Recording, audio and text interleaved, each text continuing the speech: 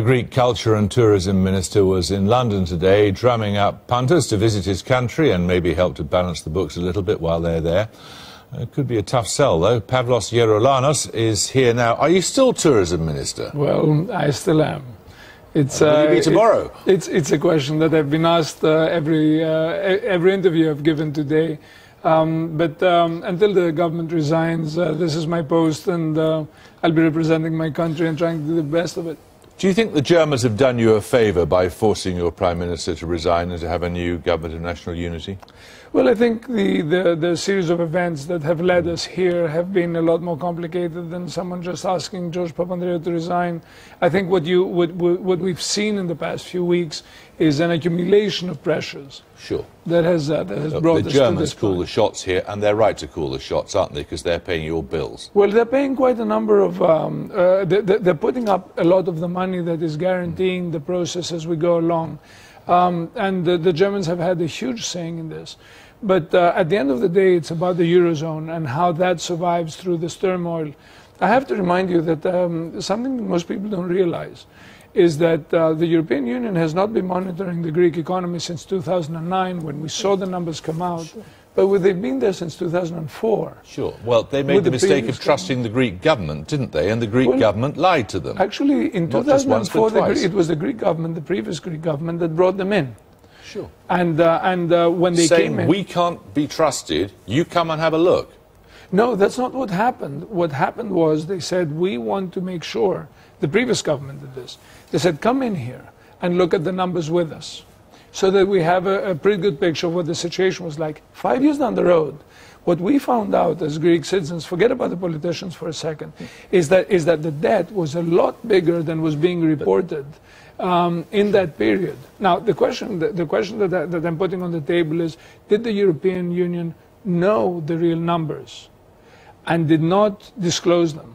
Or they did not know the numbers, in which case the monitoring was less than... Come on, this isn't the fault of the rest of the European Union. I'm not saying it is. It is the fault of the Greeks. I mean, why is it the Greeks are so dishonest? That's not... No, that is an accusation that I would never accept. I think it's like saying right now, because you have a particular scandal in British press, that British journalists are not up to the task. Your government lied about your public finances. 95% of your population claimed to have an income of 30,000 euros a year or less. When there was a survey of swimming pools in Greece, 324 people declare they have a swimming pool. An aerial survey shows there are nearly 17,000. I mean, this is rampant dishonesty from top to bottom.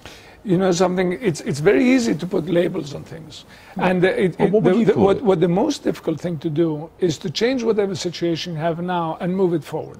Now, we can sit here and say, look what happened, and put our hands up in the air, but that is not going to solve any situation. What we need to do right now is make sure that we create a kind of government that can be trusted and create a completely different relation with the people so that things can move forward. It will not happen as long as there's this kind of a relationship that has been built in the past. Do you feel humiliated in any sense that the Germans have imposed a new government upon you?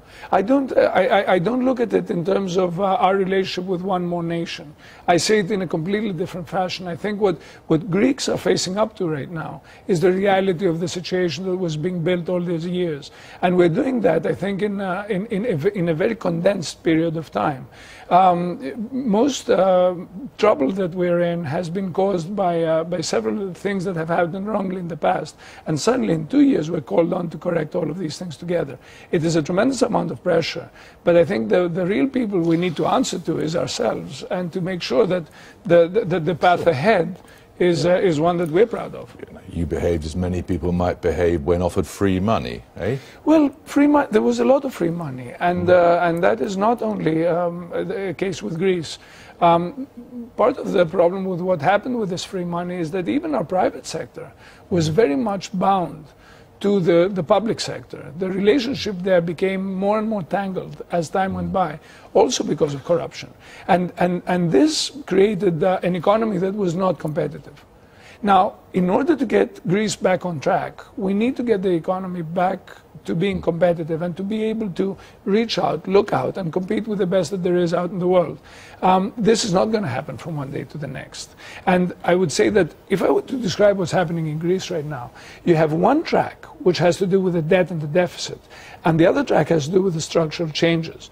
Everybody is paying attention to the debt and the deficit, and all measures that are being looked at is in order to reduce them. The reality is that the real work that needs to be done is the structural changes that can get Greece to become a developmental economy again. Thank you for joining us. Thank you very much. Thanks.